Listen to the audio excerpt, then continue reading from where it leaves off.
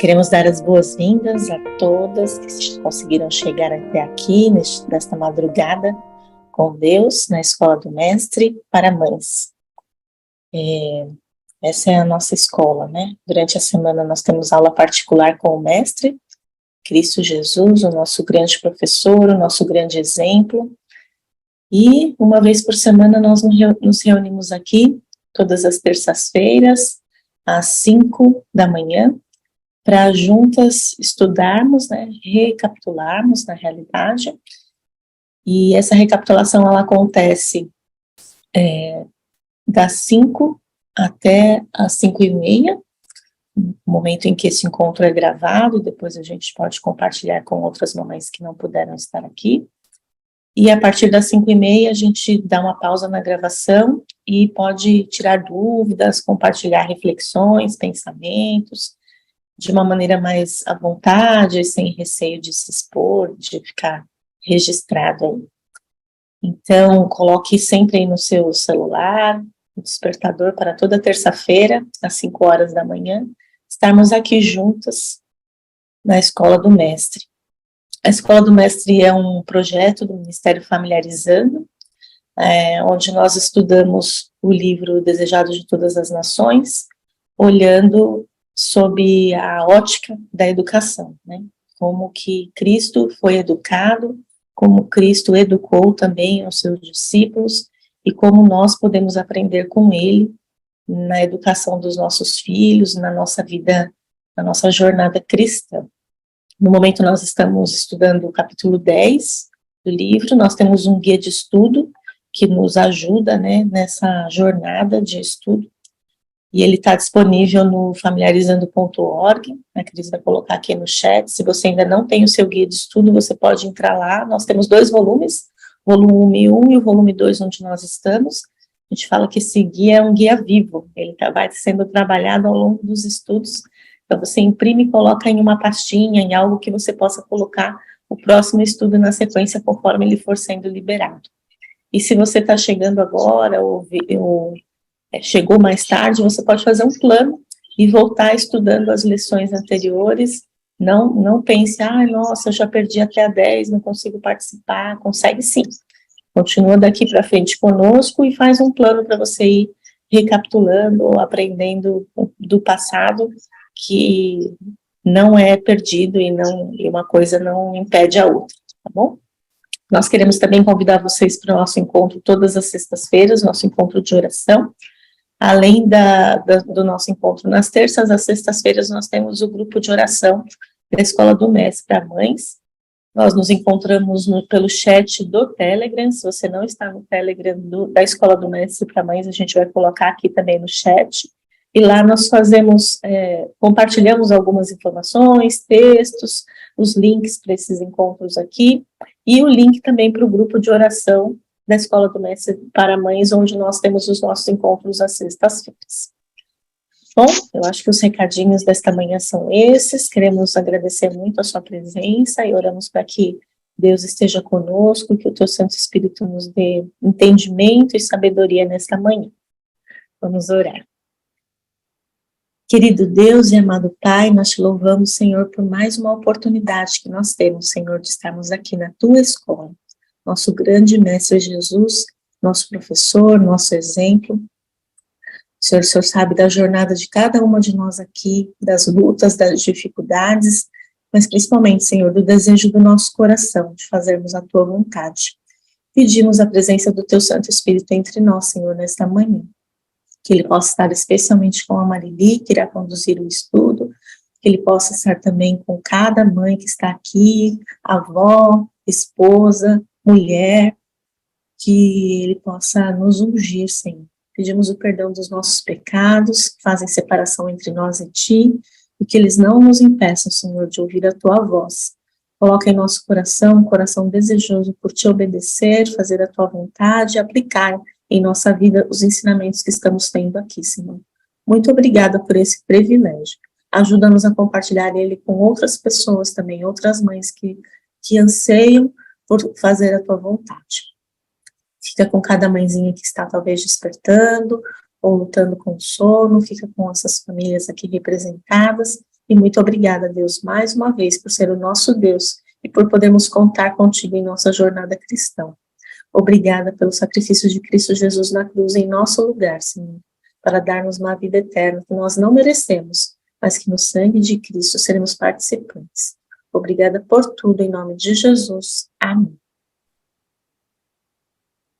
Bom dia, sejam todas bem-vindas ao nosso estudo de hoje, o estudo sobre a educação de João Batista.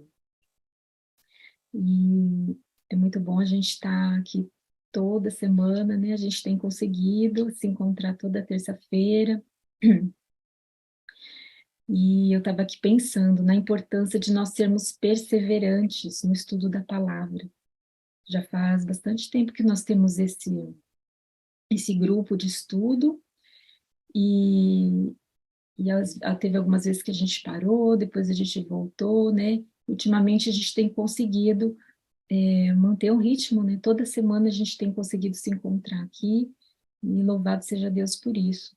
E é muito importante a gente aprender a perseverar.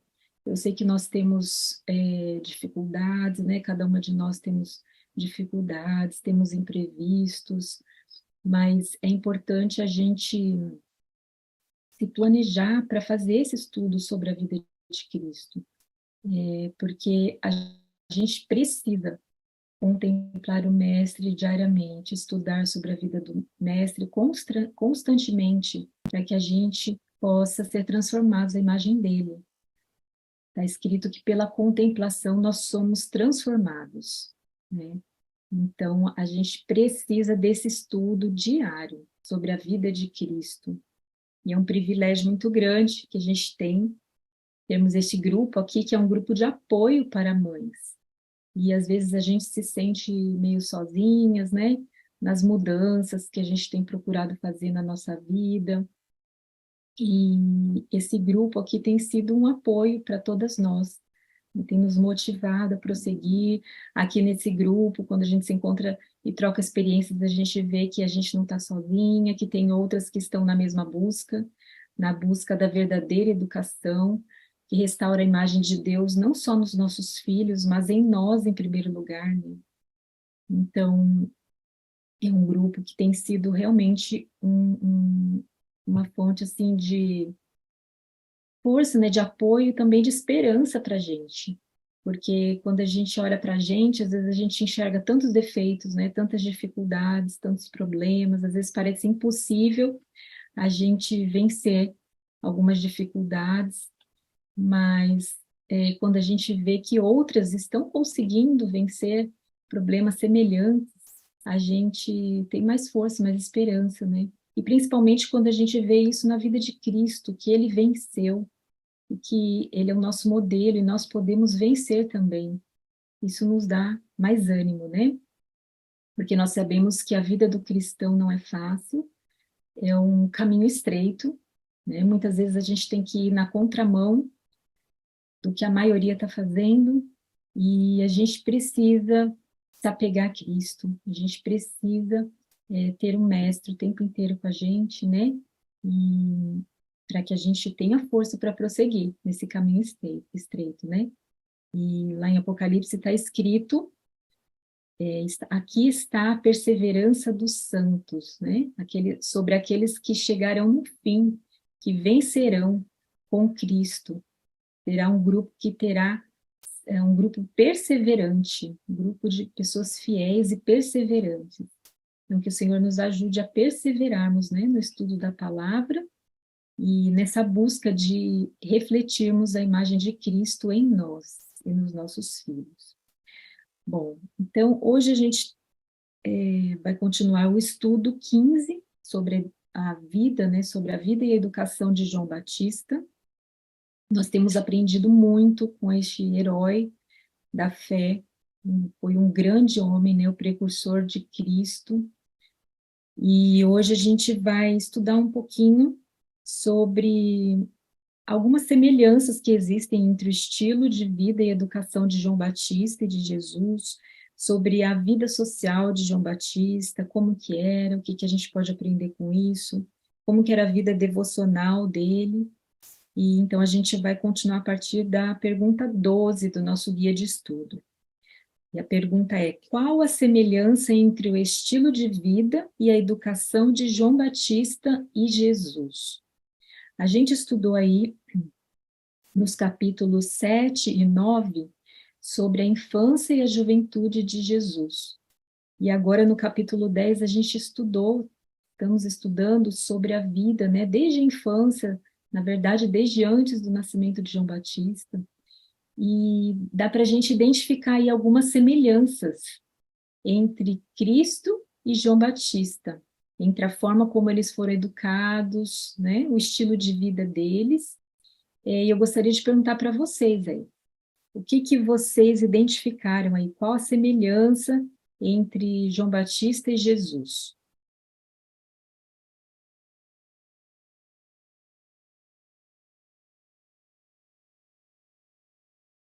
Eu gostaria de compartilhar o que aprendeu aí. Não se esqueçam de trazer as anotações de vocês, o aplicativo, tem aí do lado o aplicativo IGW Writings, a Bíblia, ou o livro Desejado de Todas as Nações, se você não tem o aplicativo. Mas o aplicativo é muito útil, porque a gente pode pesquisar vários outros livros, né, de Ellen White, não só o Desejado de Todas as Nações. Alguém gostaria de compartilhar? Qual a semelhança entre o estilo de vida e a educação de João Batista e Jesus? E uma educação simples, né? Afastada das influências, né? Dos barulhos, né? Da cidade, em meio à natureza. Uma educação que contemplava, né?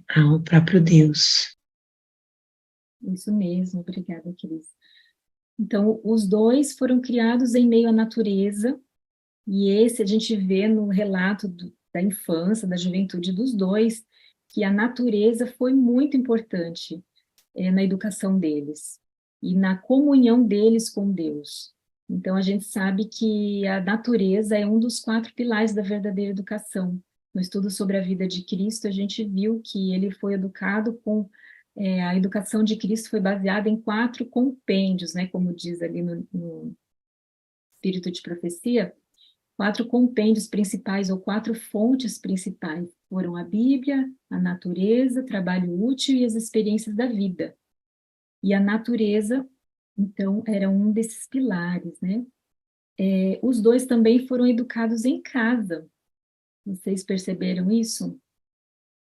E eles não, está escrito que eles não foram à escola da igreja porque a escola estava corrompida. E Deus queria ensinar esses 2 grandes homens diretamente, ensiná-los direto da fonte, a partir da natureza, a partir das escrituras.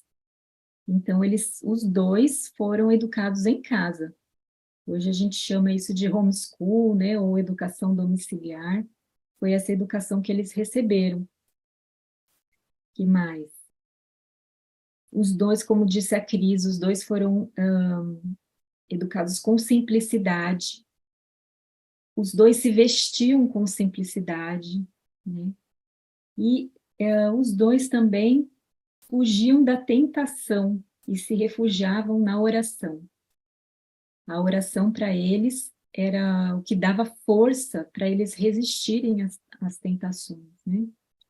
Então, aspectos muito importantes na vida dos dois, né?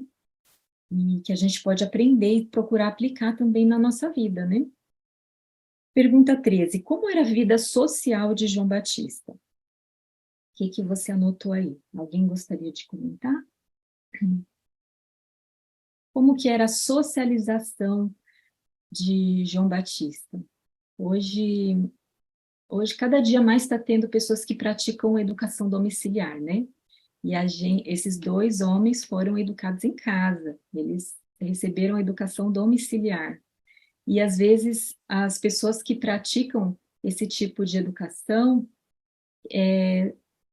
são, assim, as pessoas, alguns, né, que não entendem muito bem esse tipo de educação, dizem que isso atrapalha na socialização.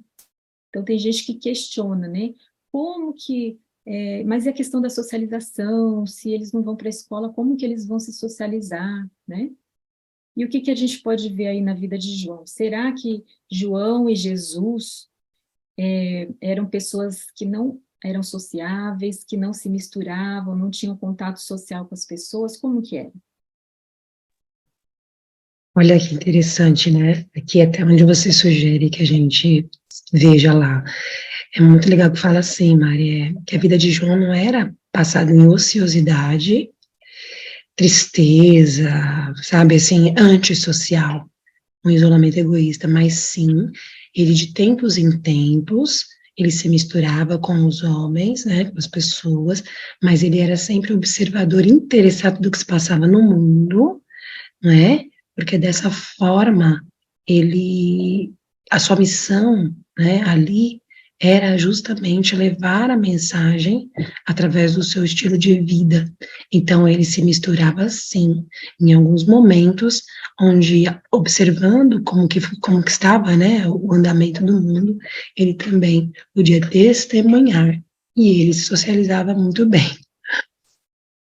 Exatamente, Cris.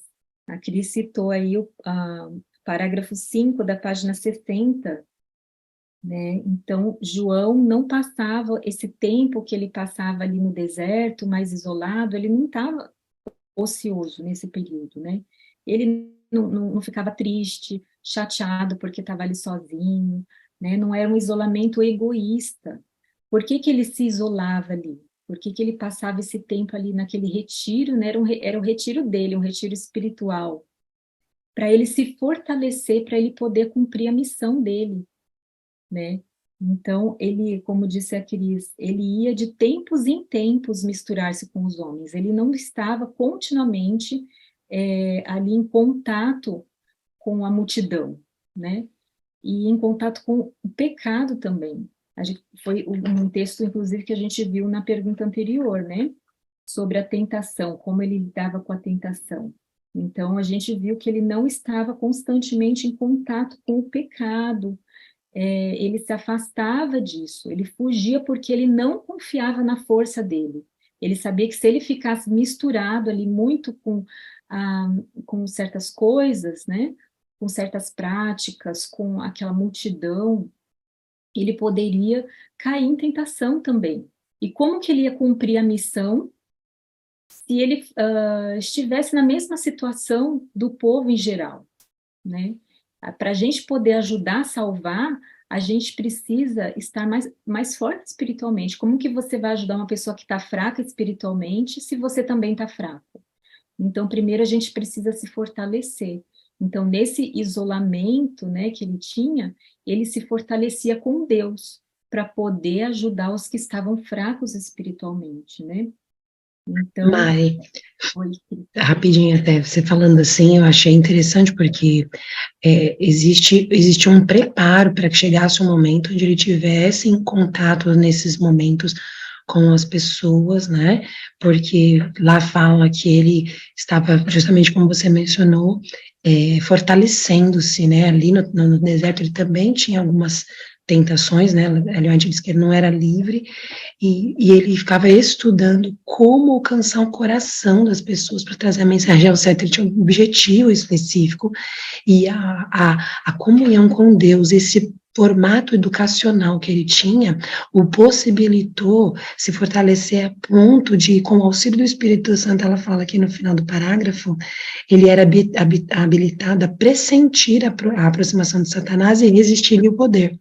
Então, existe também situações, né, em que nós precisamos saber, perceber com Deus se estamos prontos a estarmos em meio às pessoas, né, a se socializar em algumas situações ou não, onde este momento tem que ser onde nós consigamos resistir ao poder de Satanás, né, e mais do que isso, perceber, entendeu? Que momento que você também até se retira, né, então eu achei isso interessante. Muito bom. Então, ele estava ali no cantinho dele, né? Mas ele não estava alheio ao que acontecia. Então, como a Cris falou, né? Ele ficava ali do seu retiro, Está escrito que de seu quieto retiro ele vigiava o desdobrar dos acontecimentos. Ele estava por dentro do que estava acontecendo lá, né? Entre as multidões, na cidade. Ele não morava na cidade, ele junto com a maioria das pessoas, mas ele estava atento ao que acontecia, né? Com a iluminada visão que o Espírito Santo dava para ele estudava o caráter dos homens. Olha que importante, né? Então ele estava estudando a melhor forma, ele estava sempre estudando a melhor forma de se aproximar das pessoas. Como que eu posso alcançar o coração daquelas pessoas? E para quê? Para saber como alcançar o coração deles com a mensagem do céu, né? Então ele se misturava para salvar, para evangelizar, como Enoque. Então eu passei para vocês ali no grupo do Telegram na semana passada alguns textos muito especiais sobre Enoque. E a gente sabe que Enoque, assim como João Batista, são representantes do povo de Deus dos últimos dias. Enoque representa aqueles que não passarão pela morte, ou seja, os 144 mil. Se você não fez ainda um estudo sobre os 144 mil, que são citados ali em Apocalipse 14, estudem. Apocalipse 7, né, fala sobre os 144 mil. E Enoque representa esse povo que não passará pela morte. E João Batista também representa esse povo, o povo que dará a última mensagem de advertência ao mundo, né? E a gente vê ali na vida de Enoque a mesma coisa, que Enoque também se misturava para salvar. A socialização de Enoque, assim como a de João Batista, era intencional. A intenção deles, quando eles iam para eventos sociais, né, ou melhor, quando eles iam se socializar com as pessoas, era salvar, era apresentar o evangelho, né? Então, tem alguns textos ali, tem um texto no livro Cristo, acho que Cristo Triunfante, é CT, a abreviatura, né? CT 48.1. Digita ali no seu aplicativo, você vai encontrar essa citação. Com os pecadores e obreiros da iniquidade, Enoque misturava-se apenas como mensageiro de Deus, para adverti-los a se volverem com repulsa de seus maus caminhos, arrependendo-se e buscando a Deus. E, continuando, diz assim, após períodos de retiro, então era a mesma coisa que João Batista fazia. Então ele passava períodos em retiro e períodos evangelizando. Então naquela época eles não tinham carro, né? Então eu fico imaginando, nossa, como que eles faziam isso? E às vezes a gente dá desculpa de que é longe, como que eu vou morar afastado, como que eu vou morar no campo e trabalhar na cidade, evangelizar na cidade. Então acho que o exemplo deles nos mostra que a gente não tem desculpa, porque hoje a gente tem carro, tem meios de transporte, né, muito mais rápido. Eu fiquei pensando como que eles faziam, né? Então, realmente, eles tinham que passar períodos na cidade, porque eles não podiam ir e voltar todo dia, como a gente pode fazer, né, hoje em dia.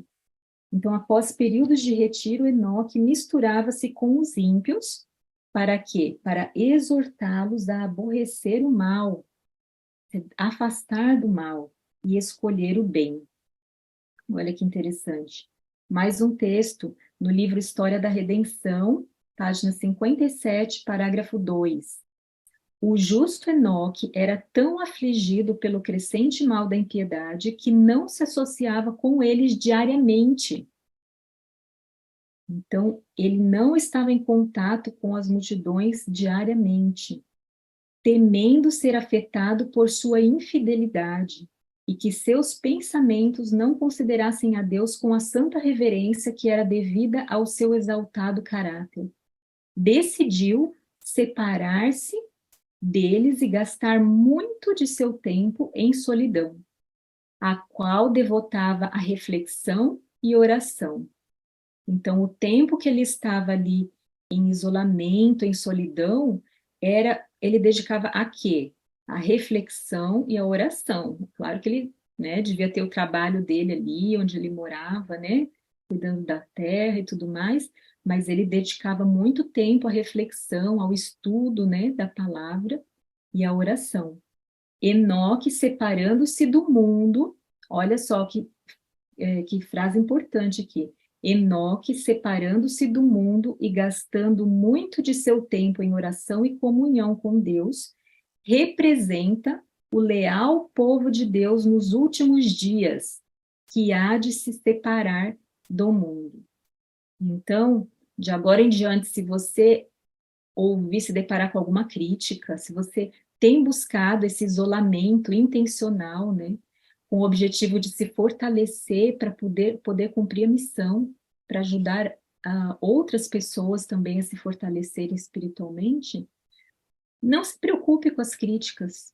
Se alguém te criticar falando que você é egoísta, quer viver numa bolha, você está indo para lá para se esconder, não liga. Lembre-se que João Batista e Enoque fizeram a mesma coisa. E onde está Enoque hoje? No céu. Então Deus aprovou o procedimento dele, a atitude dele de se isolar do mal, fugir do mal, né? Mas é muito importante que a gente tenha sempre em mente a missão. Então, para que a gente tem, Deus quer que a gente faça isso? É o que a gente estudou sobre Abraão, acho que lá no estudo 7, né? Família abençoada. Deus também chamou Abraão para sair do meio dos parentes que eram idólatras, sair do meio de más influências e ir para um lugar que Deus ia mostrar, mais afastado, mais isolado. Para quê? Está muito claro ali, Deus falou para ele que era para ele fazer isso, porque Deus queria abençoar a família dele, queria que a família dele fosse uma família diferente, abençoada, para que abençoasse o mundo. Então, esse sempre foi o plano de Deus, isso está lá em Gênesis. Então, desde Gênesis, esse sempre foi o plano de Deus. É que nós nos afastássemos do mal, nos separássemos do mal. Isso é santidade, santificação. Nós nos separarmos do mal para que a gente possa ser uma bênção para o mundo. Porque se a gente viver como o mundo, tiver as mesmas práticas, a mesma vida, o mesmo estilo de vida, a gente não vai conseguir ser uma bênção para o mundo. A gente não vai fazer a diferença no mundo. Como que a gente vai fazer a diferença no mundo se a gente não for diferente? Né? Então, o cristão é chamado para ser diferente, sim. Né? Bom, então isso... E aí tem uma pergunta aqui para cada um se avaliar, né? Se analisar aí. Como é a sua vida social e a de seus filhos? Como tem sido a sua socialização? Quando você participa de eventos sociais, quando você viaja, quando você busca o contato com as pessoas, qual é a sua intenção? Você tem sempre em mente, em primeiro lugar, levar o evangelho, levar salvação às pessoas? Você leva sempre lá um livrinho missionário para distribuir para as pessoas? Agora, este ano, nós estamos distribuindo o livro O Grande Conflito. Que livro impactante! É um livro que transforma vidas. A gente conhece inúmeras histórias de pessoas que foram transformadas pela leitura desse livro. Você já fez um estoque aí com esse livrinho, né, para você distribuir nas suas viagens, nos seus contatos sociais? A gente precisa seguir o exemplo de João Batista e de Enoque, né? Eles não tinham essas facilidades todas que a gente tem hoje, né? Eles não tinham livros missionários para eles distribuírem. Era muito mais difícil. E se eles conseguiam fazer isso, a gente também consegue. Fala, Fê. Oi, Mari. Quem me conhece sabe que eu sou sanguínea, né? Que eu gosto de gente, de encontrar as pessoas. Para as pessoas mais reservadas, como é o caso do meu esposo, essa história de não é para ter encontros fúteis, encontrar com as pessoas, é até uma bênção, né? Aí você pega na palavra e pronto, ó, tá vendo? Não é para a gente ficar se misturando muito. Mas, na realidade, a gente tem que ter em mente qual que é o nosso objetivo, né? Por que que a gente faz essas coisas? E nisso Deus também pode nos abençoar. Tem uma parte no Desejado de Todas as Nações que foi um pouco de resposta para essa minha necessidade, né, que está lá quando fala que Jesus gostava de ir na casa de Lázaro e das suas irmãs, né, que ele fala que lá quer ver, deixa eu ver um texto aqui, ó, um lar que ele gostava de visitar era o de Lázaro, Maria e Marta, pois na atmosfera de fé e amor seu espírito tinha repouso. Então não existe problema em nós termos amigos, em nós visitarmos essas pessoas, mas essas visitas, esses encontros, eles têm que ter o reino como meta e objetivo, né? Para a gente não pensar também que, então, Deus não quer que eu tenha amigos, Deus não quer que eu seja uma interesseira do evangelho, né? Só faço amizade se for para conversão. Sim e não, né? Isso mesmo. Só que a diferença é que quando Jesus se misturava, quando João Batista se misturava, quando Enoque se misturava, eles agiam diferente, eles não se deixavam levar pelas conversas, né? Realmente é muito importante a gente aprender a ser sociável. Como que a gente vai pregar, como que a gente vai apresentar o evangelho para as pessoas se a gente não for sociável, né? Mas realmente, assim, não tem que ser, como a gente viu no exemplo deles, né? Por exemplo, Jesus começou o ministério com 30 anos. Até então ele estava totalmente isolado? Não. A gente viu no estudo sobre a vida dele que enquanto ele estava trabalhando, né, ele tinha contato ali com os clientes do pai dele, ele aproveitava toda a oportunidade para evangelizar, para apresentar a palavra de Deus, né? Então, assim, realmente, eventos sociais não tem que ser assim, com tanta frequência, né? E quando a gente participa desses eventos sociais, é porque, assim, na verdade, socialização, na própria família a gente se socializa, né? Com os nossos familiares, com os nossos vizinhos, né? Na igreja, isso tudo é socialização. Eu estou falando, assim, de outros eventos fora isso aí, né? Então, e quando a gente está em eventos sociais, a gente tem que ter sempre em mente que a gente está ali como representante de Cristo.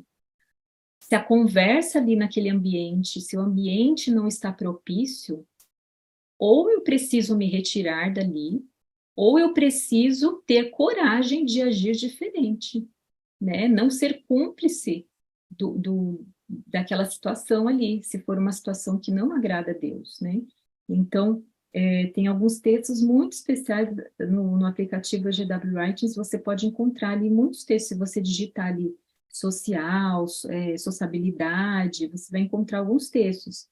Então, tem, por exemplo, um texto que diz assim: é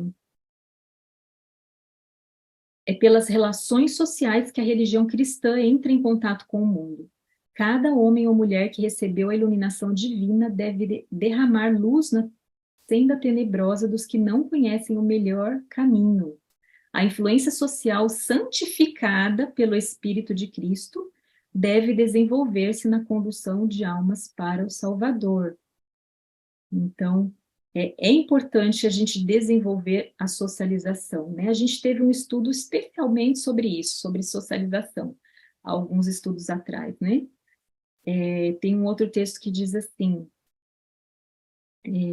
Deus não pretende que nos tornemos eremitas ou monges, que nos afastemos do mundo, a fim de nos consagrar a práticas de piedade o tempo todo, né?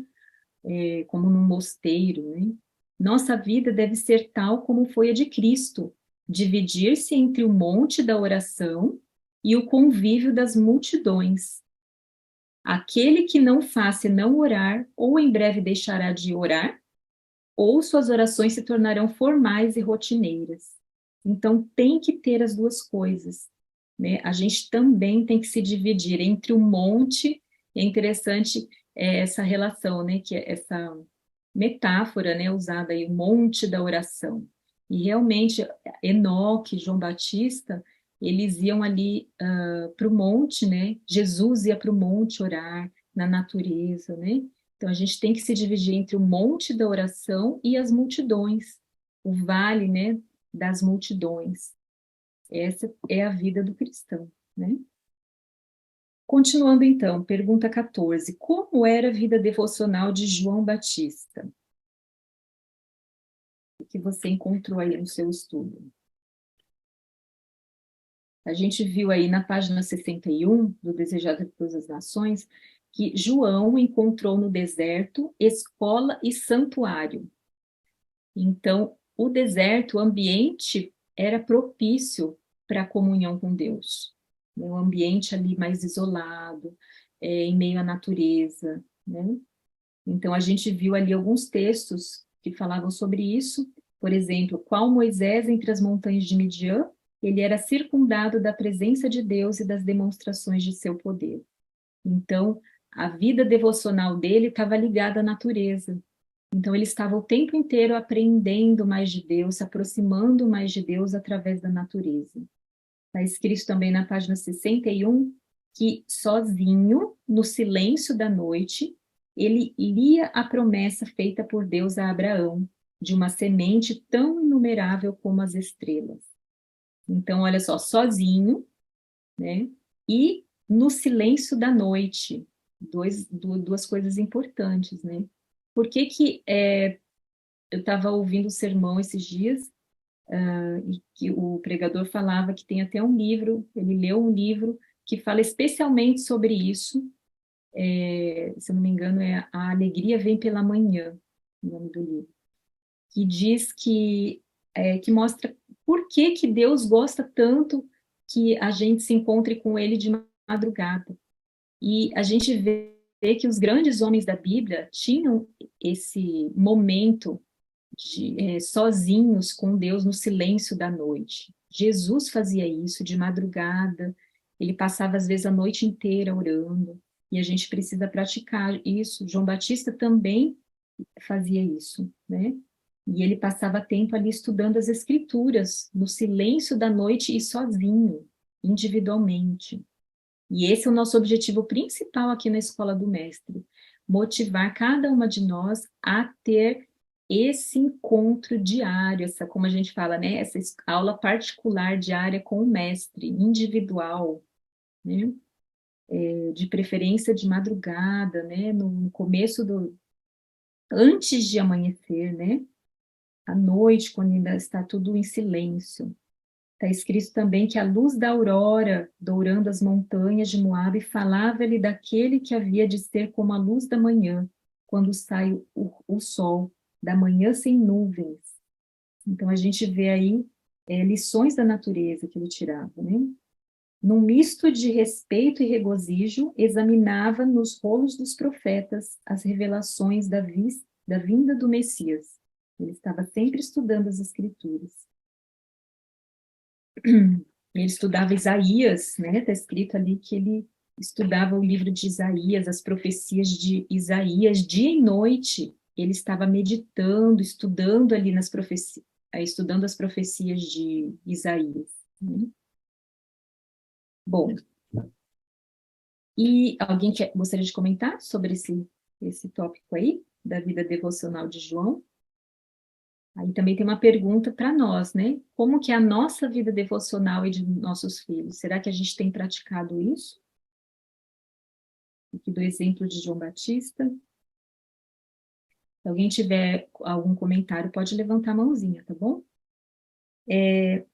Pergunta 15. Qual foi a atitude de João Batista em relação ao plano de Deus para ele? Então, ali nas primeiras perguntas desse estudo, a gente viu que Deus tinha um plano muito especial, muito grande, muito elevado para João Batista. Mas, assim como Deus também tem um plano muito grande, muito elevado para o seu povo hoje, a gente tem como responsabilidade dar as 3 mensagens angélicas de Apocalipse 14. São mensagens fáceis de dar? Não, nem um pouco. São mensagens duras, difíceis, né? De juízo. Mas para que Deus cumpra esse plano dele para a gente, que é sempre nos abençoar para que a gente abençoe o mundo, a gente precisa ter uma atitude em relação a esse plano que Deus tem, né? Então, como que João Batista reagiu a esse plano que Deus apresentou para ele. Porque Deus, na verdade, apresentou esse plano para os pais de João Batista, né? Será que João Batista cumpriu a missão assim por obrigação? Ah, porque os pais obrigaram ele a cumprir essa missão? O que vocês viram ali no seu estudo? Na página 60 e na página 62, fala sobre isso, né? Então, ali está escrito que João Batista preferiu renunciar às diversões e luxos da vida pela rigorosa disciplina do deserto. Então, a gente vê que não era um jovem que estava ali no deserto, obrigado pelos pais. Você tem que viver dessa forma, você não pode comer isso, você tem que viver aqui, porque Deus tem uma missão para você. Não, aqui está escrito que João Batista preferiu, foi uma escolha, uma decisão. Então, chega um momento da nossa vida que a gente precisa decidir se a gente, né, quando a gente chega na adolescência, a gente começa a questionar a religião dos nossos pais. Né? Será essa religião faz sentido para mim?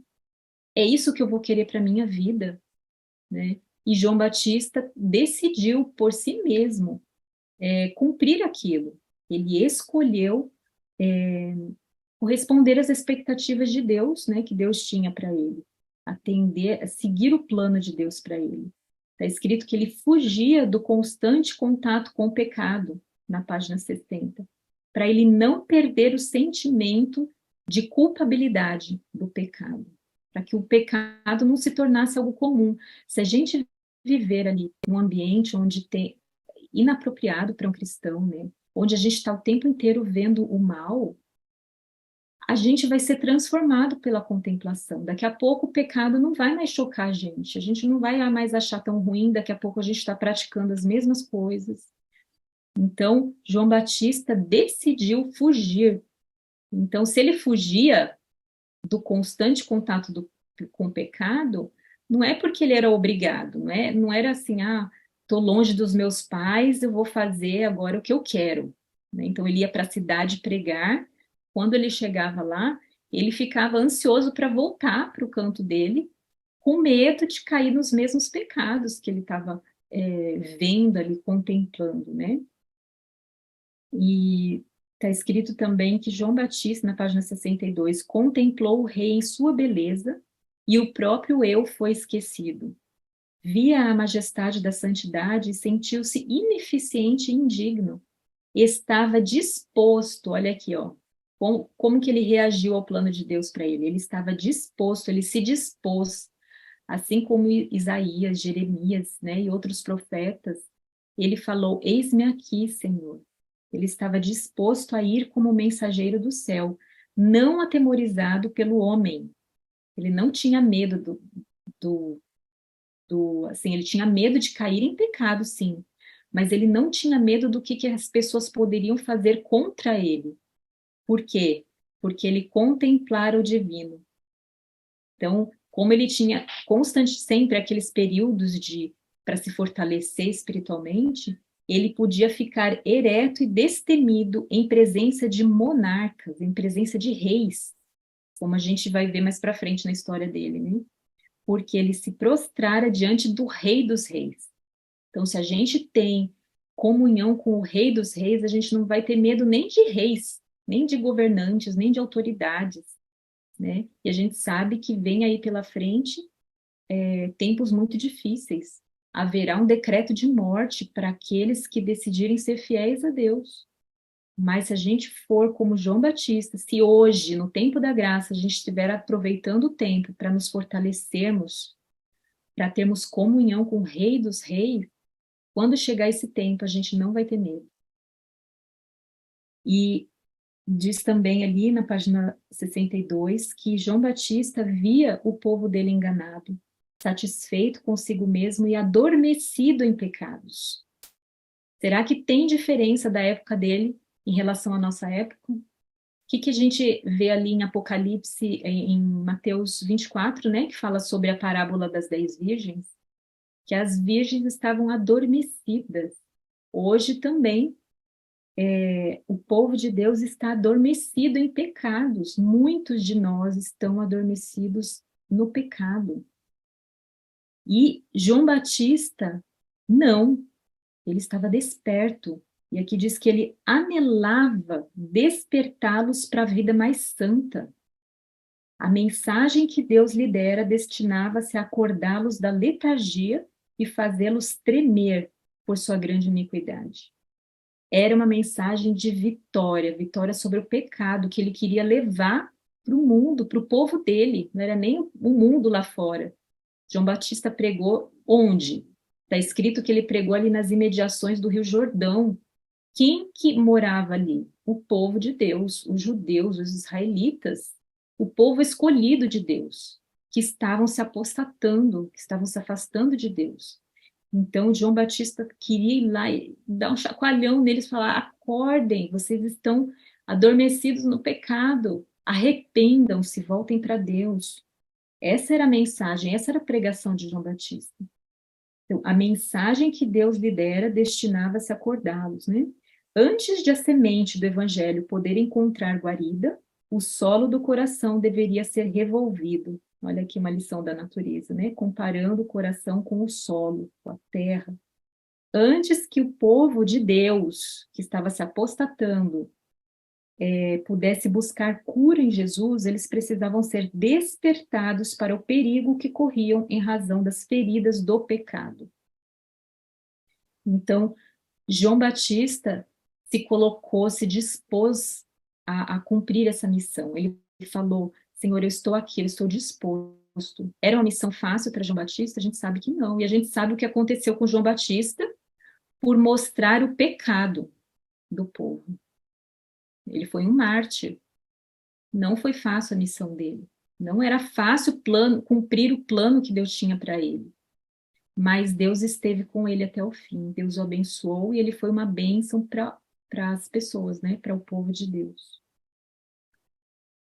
Temos mais alguns minutinhos aí. Pergunta 16, que tem a ver com o que a gente falou agora. Como que era a pregação de João Batista? Então, a gente viu que ele se misturava com as pessoas para salvar, né? E está escrito ali na página 62 que entre a discórdia e o conflito ouvia-se uma voz do deserto, voz do que clama no deserto, né? Foi a profecia. Olha só como que era a pregação de João Batista, como que era a voz de João Batista. Aqui diz que era uma voz vibrante e severa. Então, às vezes eu vejo assim que o povo de Deus hoje é muito dodói, né? E a gente vê que naquele tempo não era muito diferente. Muitas pessoas se ofenderam, diziam, com certeza tinha pessoas ali que diziam que ele estava criticando, que ele estava acusando, que ele não era amável. Aqui diz que a voz dele era vibrante e severa, sim, mas plena de esperança. Voz vibrante e severa, sim, mas plena de esperança. Isso está na página 62, não são palavras minhas. Então, e nós somos chamados para sermos o terceiro Elias. Como que a gente vai dizer para o povo: sai de Babilônia, se alguém adorar a besta e a sua imagem, como que a gente vai dizer isso de forma, assim, sem ser dessa forma como João Batista fazia? É uma mensagem dura, sim. É uma mensagem de arrependimento. Aqui diz que ele falava assim, lá em Mateus 3:2, está escrito o quê? Arrependei-vos, porque é chegado o reino dos céus. Compara essa mensagem, porque é chegado o reino dos céus, com o que está lá em Apocalipse 14:6. Como que é? Qual que é a primeira mensagem angélica? Quem sabe recitar aí? A gente tem que saber decorar essas 3 mensagens angélicas, hein? Se você ainda não decorou com seus filhos, com a sua família, decorem. Porque essa é a mensagem principal que a gente tem que dar para o mundo. Quem sabe aí a primeira mensagem angélica? Temei a Deus e dai-lhe glória. Glória. Porque é chegado o quê? A hora do seu juízo. A hora do juízo. Ele falava, porque é chegado o reino dos céus. E a primeira mensagem é, porque é chegada a hora do seu juízo. Então, olha só a verdade presente. Naquela época, a mensagem presente, a verdade presente, a pregação de João Batista deveria ser, é chegado o reino dos céus, ou seja, Cristo já estava lá, já tinha vindo ao mundo, e pela primeira vez. Agora a mensagem é outra. E às vezes a gente está escrito que os 144 mil serão um povo que seguirão o Cordeiro por onde quer que ele vá. E Jesus, se a gente pensar no santuário, né? A gente sabe que aquilo ali é o plano da redenção em maquete, né? Em miniatura, digamos. Então, Jesus, o que tinha primeiro ali fora, no pátio? O altar do holocausto, o altar do sacrifício. Então, representa o quê? A morte de Cristo quando ele veio a este mundo. O pátio é a terra. Cristo veio à terra, ao pátio, né? E morreu por nós. Essa era a verdade presente de João Batista. Foi isso que a mensagem do pátio, digamos, né? Que João Batista pregou. Mas aí o que aconteceu? O que acontecia depois no ritual do santuário? O sacerdote pegava o sangue daquele cordeirinho e aplicava, entrava ali no santuário, né, intercedia pelo povo ali com as orações diante do altar de incenso, né, tinha ali a mesa de pães, tinha ali o candelabro, tudo isso tem um simbolismo. Tudo isso é um período, né? Então, quando Jesus subiu ao céu, ele entrou no santuário, no santo, né? E aí mudou, aí qual que era a função? Depois que a primeira missão de Cristo foi vir morrer por nós. Quando ele subiu aos céus, acabou a missão de Cristo? Não. Ele entrou, então, ele começou a ser o nosso sacerdote, o nosso intercessor ali no céu, no santo, né? Intercedendo por nós, né? Mas hoje, desde 1844, qual que é a verdade presente? É a mensagem do juízo. Desde 1844, nós estamos vivendo o dia da expiação. O dia da expiação era o dia mais solene do ano para o povo de Israel, porque era um dia de jejum, um dia de exame do coração, um dia de abandonar o pecado, né? E essa é a verdade, essa é a nossa pregação, essa tem que ser a nossa pregação hoje. Assim como João Batista disse para o povo, a hora do rei, é chegado o reino dos céus, Cristo está aqui, morreu por nós. Qual que é a nossa mensagem hoje? Arrependei-vos, pois é chegada a hora do juízo. É isso que tem que estar nas nossas pregações, né? E o que é o juízo? O que é o juízo senão a purificação da nossa vida, dos pecados? O que é o juízo senão abandonar os nossos pecados, vencer nossos pecados, né? É Deus analisando, investigando, examinando a nossa vida para dar o decreto final. A salvação é sim pela graça, né? E agora o juízo é de acordo com as nossas obras, né? Então Deus está analisando o livro, o registro da nossa vida, os livros do céu, onde estão registrados o quê? Os nossos atos bons e os nossos atos ruins. Então, hoje, o que Cristo está fazendo lá no céu? O que está acontecendo lá? O povo de Deus está sendo julgado conforme o que está escrito nesses livros. Você tem noção disso todos os dias? Da solenidade disso? A qualquer momento, o seu nome pode estar passando ali no céu, em juízo, né? Porque a gente sabe que a vida do povo de Deus que o juízo começa pelo povo de Deus, que está vivo hoje, né? Desde a época do passado e também até os que estão vivos hoje, né? Os ímpios serão julgados depois, a gente sabe, né? No milênio será o julgamento dos ímpios. Então, a gente precisa entender essas questões. O que é o juízo? Como que eu devo me comportar nesse período de juízo? Qual deve ser a minha pregação neste período de juízo, né? Está escrito também que João Batista sacudia o povo. Você prega na igreja, tem muitas mulheres que pregam hoje em dia, né? a sua pregação sacode o povo, ou é aquela mensagem assim que deixa as pessoas tranquilinhas, né? Como se fosse uma aguinha morna, do jeito que Laodiceia gosta, né? Laodiceia a gente sabe que é morna. E o que o povo hoje quer? Não quer ser sacudido, não quer ouvir arrependei-vos, abandonem seus pecados. Ninguém quer ouvir isso hoje em dia. Pessoas querem ouvir assim, só Deus te ama, Ele te aceita como você é. E é claro que Deus aceita como a gente é. Só que Ele também fala, arrependei-vos.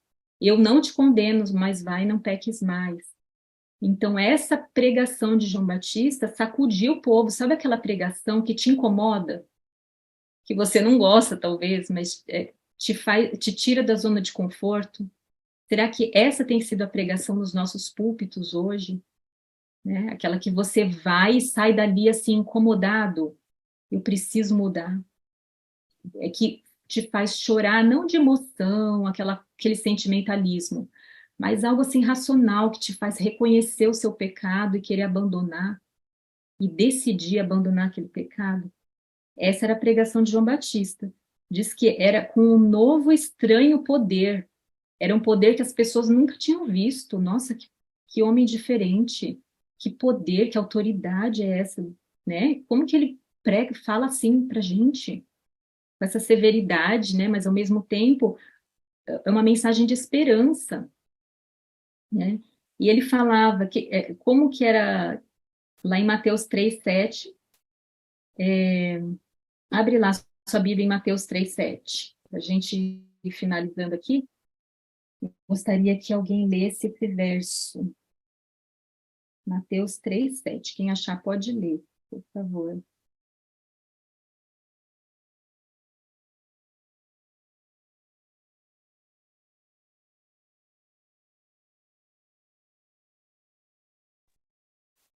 Entraram aí? Quando viu que muitos fariseus e saduceus vinham para onde ele estava batizando, disse-lhes: Raça de víboras, quem lhes deu a ideia de fugir da ira que se aproxima? Obrigada, Leilane. A Leilane leu aí bem suave, né? Raça de víboras. Como será que ele falava isso, né? Isso aqui está dizendo que era uma voz severa, eu acredito que ele falava assim de uma forma, claro, com amor, com esperança, né? Como a gente viu aqui. Mas eu acredito que ele falava com firmeza, com autoridade, autoridade que vem do Senhor. Raça de víboras. Imagina você ouvir uma pregação assim na sua igreja. O pregador chegar lá e te chamar de raça de víboras. Você ia gostar? Muitos iam sair dali ofendidos, magoados, nunca mais iam querer ouvir aquele pregador, provavelmente, né? Mas era assim que João Batista pregava. E por que raça de víboras? Aqui diz assim que essa mensagem aqui era principalmente para os líderes da igreja.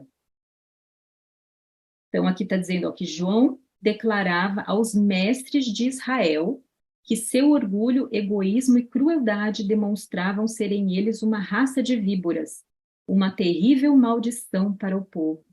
Raça de víboras porque eles eram uma terrível maldição para o povo. Os líderes da igreja, você tem noção disso? Os líderes da igreja estavam sendo uma terrível maldição para o povo de Deus, para a igreja. João declarou aos judeus que sua aceitação diante de Deus era decidida por seu caráter e vida. Então ele falava assim que a vida e o caráter, se a vida e o caráter do povo não estivessem em harmonia com a lei de Deus, não era o seu povo. Olha que pregação dura. Advertia publicanos contra a injustiça, advertia os soldados contra a violência, como a gente vê lá em Mateus 3:12-14. E ele estava sempre pregando: arrependei-vos, arrependei-vos, abandonem os seus pecados, vençam os seus pecados por Cristo, né? Jesus. Ele falou, ele apresentou a solução, a esperança. Ele falou: eis o Cordeiro de Deus que tira o pecado do mundo. Ele apresentou Cristo como a esperança. Ele começou a batizar as pessoas com água, mas ele falou: mas vem aí um que batizará com água e com fogo do Espírito, né? E era uma mensagem, uma pregação humilde, ao mesmo tempo que ele falava com autoridade, com severidade, sim, ele pregava com humildade. Como é possível ter tudo isso numa pregação só, num discurso só? Só pelo Espírito que a gente pode ter esse equilíbrio, né? E porque a gente vê que, olha só o que ele falava lá em João 1,15. Este é aquele de quem eu dizia, né, se referindo a Jesus. Ele vem depois de mim, mas ele é mais importante do que eu. Olha só a humildade dele. Depois em João 1,26. Ele, Cristo, vem depois de mim, mas não sou digno de desamarrar as correias das suas sandálias. Cristo viria depois, mas isso não quer dizer que ele era mais importante do que Cristo. Pelo contrário, ele vinha preparar o caminho para Cristo. E nós estamos aqui pelo mesmo motivo.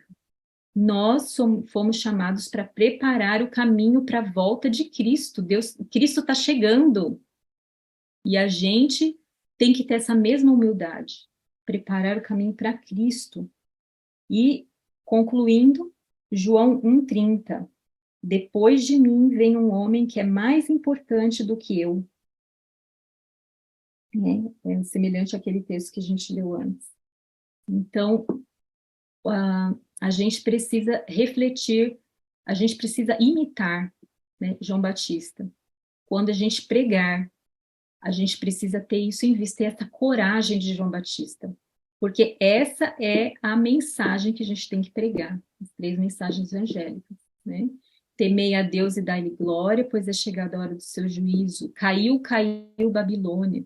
Se alguém adorar a besta e a sua imagem e receber, né? Vocês sabem o resto aí, né? E o que diz lá em Apocalipse? Então, a gente terminar aqui, Apocalipse 14. Olha o final da terceira mensagem angélica, que é a principal. A primeira mensagem angélica, na verdade, começou a ser dada lá em 1844. Hoje, a principal é a terceira. São as 3, né? Porque uma complementa a outra, mas a principal é a terceira e a mais difícil, é a mais severa. Se alguém adorar a besta e a sua imagem, receber a sua marca na testa ou na mão, também esse beberá do vinho do furor de Deus, preparado sem mistura no cálice da sua ira, e será atormentado com fogo e enxofre diante dos santos anjos e na presença do Cordeiro. A fumaça do seu tormento sobe para todo sempre. E os adoradores da besta e da sua imagem, quem quer que receba a marca do nome da besta, não tem descanso algum, nem de dia, nem de noite. Difícil, hein? Que o Senhor nos dê essa coragem, essa ousadia santa para pregar essa mensagem, mas com humildade, né? Com humildade, com a autoridade de Deus, com a severidade que essa mensagem merece, com a firmeza que essa mensagem merece, mas com humildade, né? Bom, agora nós vamos para o nosso bate-papo.